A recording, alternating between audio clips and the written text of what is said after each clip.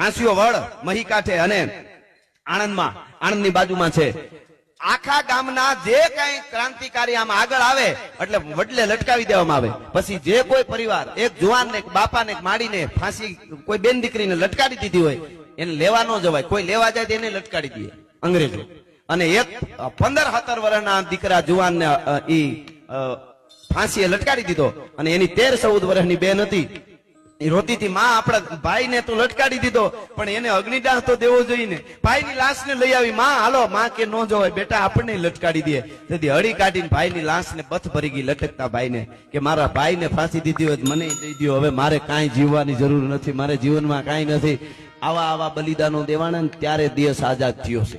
1857ના બળવા વખતે ચરોતરમાંથી પસાર થતી ખાનપુર ગામ લડતનું કેન્દ્ર બન્યું।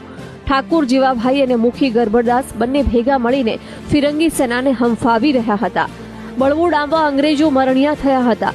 જે ગામમાં ક્રાંતિકારીઓ વધુ હોય તે ગામ આખું સળગાવી દેવાતું। અંગ્રેજો ખાનપુર પહોંચ્યા અને ગામને આગ ચાંપી। જીવાભાઈ અને તેમના સાથીદારોને ગામના પાદરમાં વડલાની ડાળીએ ફાંસી આપી દીધી। ગામ લોકો અનુસાર આ વડલા પર 250થી વધુ ક્રાંતિકારીઓને ફાંસી આપવામાં આવી હતી। ગુજરાતના રાજકીય અને સાંસ્કૃતિક ઇતિહાસ ભાગ 8માં ખાનપુરના બળવાનો ઉલ્લેખ છે, પરંતુ દુઃખની વાત એ છે કે ફાંસીઓ વડ ભૂલાયેલું સ્વાતંત્ર્ય ધામ છે।